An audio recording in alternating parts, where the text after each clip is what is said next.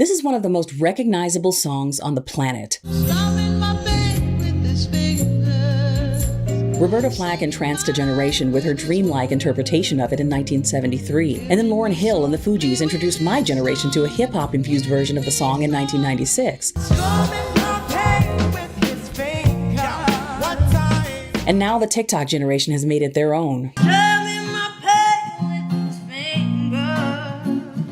It's one of those songs that lends itself to endless interpretations and somehow manages not to overstay its welcome. The melody, the chord changes, the lyrical content are eternal. But this song, which went on to earn a total of 4 Grammys for 2 separate performers and its songwriters, began rather quietly through a poem scratched out on a napkin by an unknown singer who would never be given full credit for helping to write one of the most deeply affecting songs of all time. Strumming my pain with his fingers. I'm Dara Star Tucker, and this is The Breakdown.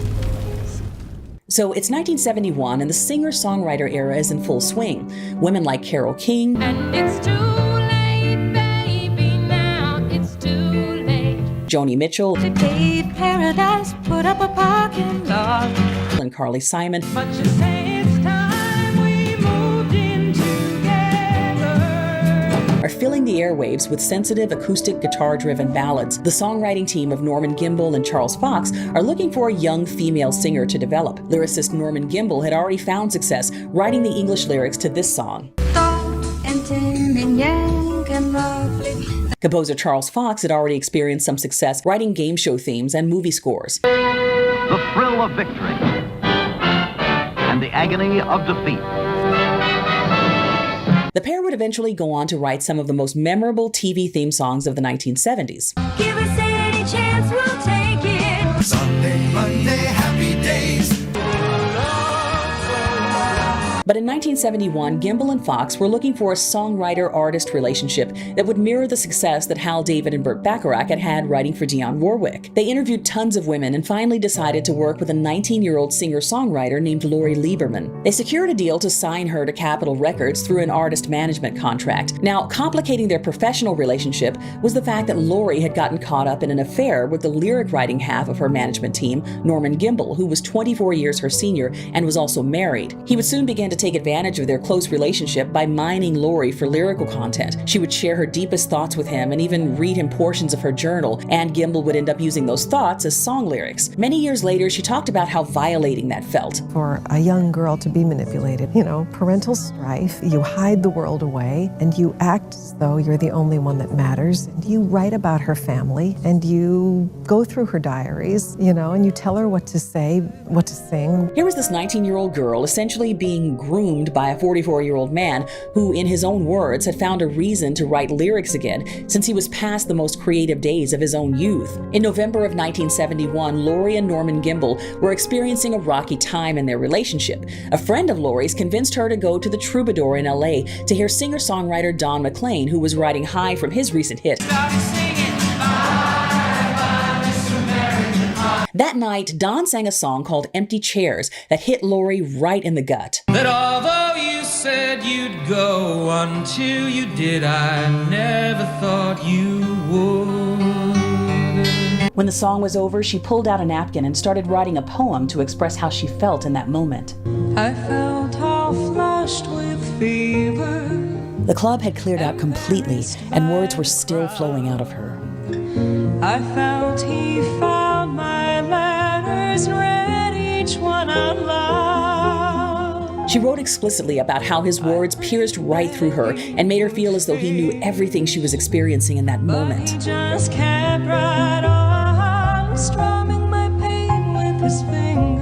Since writers Gimbel and Fox still needed one more song for Lori's LP, she shared the poem with Gimbel over the phone and brought the napkin to their next songwriting session as a possible song idea. Lyricist Norman Gimbel said the poem reminded him of a line that he had read in a book about watching a piano player kill us softly with some blues. Lori didn't like the word blues, so they all discussed it and decided that the word song would work better there. So Norman developed her poem into a full-fledged lyric. Norman Gimbel passed the completed lyric on to Charles Fox, and he wrote the melody and chord changes. He went home, called me later, a few hours later, with that lyric. It came to me right away. It must have taken me all 10 minutes to write that song, maybe an hour. They all discussed in the press many times the history of how that song was developed, but somehow Gimbel and Fox got away with failing to give Lori any official credit for her part in writing the song. In fact, of the 10 songs included on her debut LP, she was only given writing credit on one, though most of the songs were developed from her journals. They released Lori's version of Killing Me Softly in 1972 on Capitol Records, but it didn't take off as they'd hoped. Capitol did succeed in getting it placed on the in-flight catalog of songs offered on American Airlines. As fate would have it, Roberta Flack, fresh off of her Grammy win for The First Time Ever I Saw Your Face from her own debut album, discovered Lori Lieberman's Killing Me Softly by chance on a flight from LA to New York. And I opened the brochure that describes what music you can select, and there's a song, Killing Me Softly, with his song. She put her Roberta Flack magic on it, and the song spanned a total of 5 weeks at #1 in February and March of 1973. The song won Record of the Year and Best Female Pop Vocal Performance for Roberta Flack at the 1974 Grammys. Gimbel and Fox also won Song of the Year. Lori watched Gimbel, Fox, and Roberta accept Grammys that year, knowing that she had had a significant hand in the song's creation, but in her naivete, she accepted that there would be no legal acknowledgement of that from Gimbel or Fox. She continued her romantic relationship with Gimbel, who by then was divorced. She said he became more emotionally abusive, controlling, and unfaithful over time. In 1976, Lori broke up with Gimbel, and their professional relationship hadn't produced any hits, and Lori wanted out of her contract. Gimbel and Fox were quite successful songwriters by this point, and Lori was living with her mother. But rather than let Lori out of her contract, they threatened to hold her liable for $27,000 of career investments that they had made in her over the years, and they also would have required her to share up to $250,000 of her potential future earnings with them if she broke her contract. It was a spiteful move, and it all but sank her career. She eventually left the business and got married and started a family. She didn't record again until the 1990s. Now, think about it. 25-year-old Lori Lieberman, who was living with her mother trying to save money, wanted out of her contract with the 50-year-old man who wrote lyrics to Killing Me Softly, Killing me softly with this song. Sway, Bend with me, sway with ease. The Girl from Ipanema, When she passes each round, she passes close. I've Got a Name, Moving ahead so life won't pass her by. and multiple TV theme songs. And Gimbel and his writing partner would not give her an out. But unfortunately, this wasn't the worst of it. It seems Gimbel and Fox also decided to rewrite history around this same time. Suddenly, the story of how Killing Me Softly was written began to change. When she was attempting to revive her career in 1997, Lori did an interview with the New York Times discussing how she came to see herself as having been victimized and controlled by Norman Gimbel and Charles Fox during that early period in her career. She described it as being a very unhappy time in her life. She had rekindled her friendship with composer Charles Fox right around that time, but after the interview was published, he stopped speaking to her. From that point on, Gimbel and Fox began to minimize her contribution to the writing of Killing Me Softly. In his 2010 memoir, Killing Me Softly, My Life in Music, composer Charles Fox didn't mention Lori's contribution to the song at all. In an interview with Songfacts, Charles Fox said that the whole story of Lori writing the poem after hearing Don McLean sing was an urban legend. He said that Gimbel was inspired to write the lyric entirely based on the line, "Killing us softly with some blues," that he had read in a book, and that there was nothing more to it.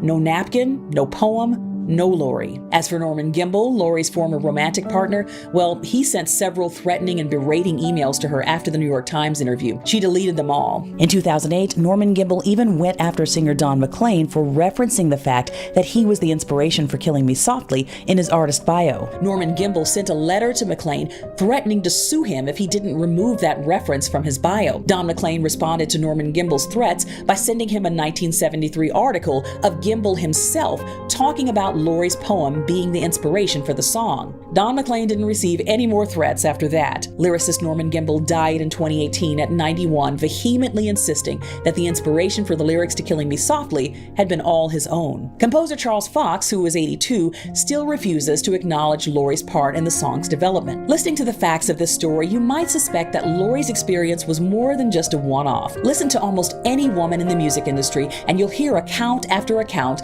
of abuses of power, the undermining of their confidence by their condescending male counterparts, and the failure of those counterparts to acknowledge those women's contribution to their own music. It's a tale as old as time, unfortunately. But Lori is one of the lucky ones. She eventually found her way back to her music, and she's made peace with a song that contains a lifetime of both joy and pain. She's now able to marvel at the seismic impact that her vulnerability has had on generation after generation. And she's embraced that naive 19-year-old who laid her feelings bare on that napkin the night her heart was broken open by a piece of art that spoke to the deepest part of her soul. Join me on the next episode of the I'm All Over the Place podcast, where we'll have a one-on-one conversation with Lori Lieberman.